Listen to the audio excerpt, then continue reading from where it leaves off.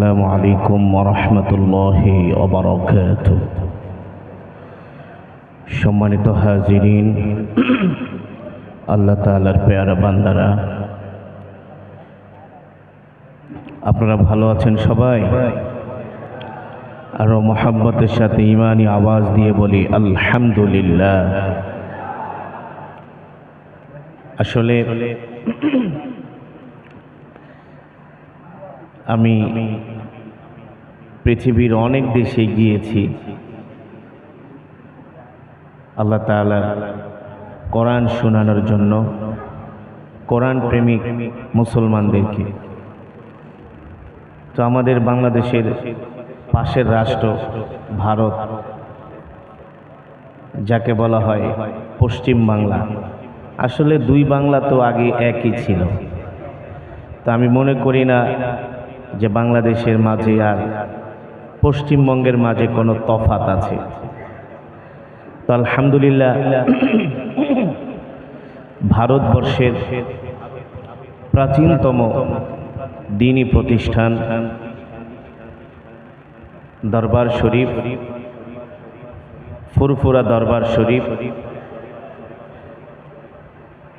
এখানে আজকে আমি যে প্রোগ্রামে আসলাম, আমি মূলত এসেছি ডাক্তার দেখানোর জন্য। তো এই দরবারে খাদেম, যিনি আসলেই খাদেম, হযরত পীর সাহেব তহা সিদ্দিকী বারাকাল্লাহু তাআলা ফি হায়াতি।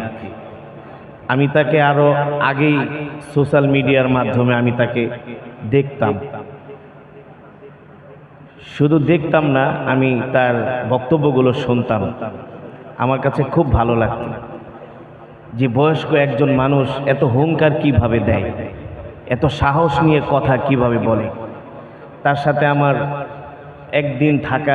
একদিন ওনার 3-4 ঘন্টা থাকার সুযোগ হয়েছে। আলহামদুলিল্লাহ, আমি একজন পীর হওয়ার জন্য যে যোগ্যতা দরকার, আল্লাহ তাআলা সব যোগ্যতা তার মাঝে দিয়েছেন। তিনি খানকার পীর, ময়দানের বীর। কথা বলে না, ঠিক না? আলহামদুলিল্লাহ, আল্লাহ তাআলা তাকে অনেক যোগ্যতা দিয়েছেন, মানুষকে কাছে নেওয়ার, ভালোবাসার। আমি মনে করি তার সবচেয়ে বড় যোগ্যতা হলো আল্লাহ তাআলা, আমার মনে হয় যে উসিলায় তাকে জান্নাত দিবেন, তিনি কোরআনকে অসম্ভব ভালোবাসেন। কোরআনকে ভালোবাসে, শুধু কোরআন। এই যে কম্পিটিশনটা হচ্ছে সম্পূর্ণ শুধু কোরআন নিয়ে, ঠিক কিনা বলেন? আপনারা আসছেন কোরআনের মহব্বতে। তো হযরত কোরআনকে খুব ভালোবাসেন, কোরআনের তেলাওয়াতকে খুব ভালোবাসেন, খুব ভালোবাসেন। আর আমাদের আকাবের মুরব্বীরা এমনই ছিলেন, তারা কোরআনের জন্য পাগল ছিলেন, কোরআনের জন্য তাদের জান মাল আল্লাহর রাস্তায় কোরবানি করে দিয়েছেন, ঠিক কিনা বলেন? তো আলহামদুলিল্লাহ, বাংলাদেশের মকবুল এই দরবারে এসে, এই প্রোগ্রামে এসে আমার কাছে অত্যন্ত ভালো লেগেছে। আল্লাহ তাআলা হযরতের এই খেদমতকে কবুল করুন। এর সওয়াব তাদের পূর্বপুরুষ যারা দ্বীনের খাদেম ছিলেন, আল্লাহ তাআলা সকলের কবরে আর সওয়াব পৌঁছে দিন, বলি আমিন। তো আলহামদুলিল্লাহ, আমি আসছি, আবার যদি আল্লাহ তাআলা কখনো সুযোগ করে দেন আমি আবার আসব ইনশাআল্লাহ। তো রাত অনেক হয়েছে, আপনাদেরকে বেশি কষ্ট দিব না। যারা এত সুন্দর প্রোগ্রামের আয়োজন করেছেন, হযরত পীর সাহেব হুজুরের সাথে আরো তার যত হিতাকাঙ্ক্ষী ভক্ত বৃন্দ, মুরিদান, তাকে যারা ভালোবাসেন, যারা এই প্রোগ্রামের জন্য আমার চোখের সামনে অনেক ভাইয়ের অনেক মেহনত, অনেক কষ্ট করতেছেন, খেদমত করতেছেন, আল্লাহ তাআলা সকলকে উত্তম জাযা দান করুন। আমরা এখন কোরআনুল কারীমের তেলাওয়াত শ্রবণ করব।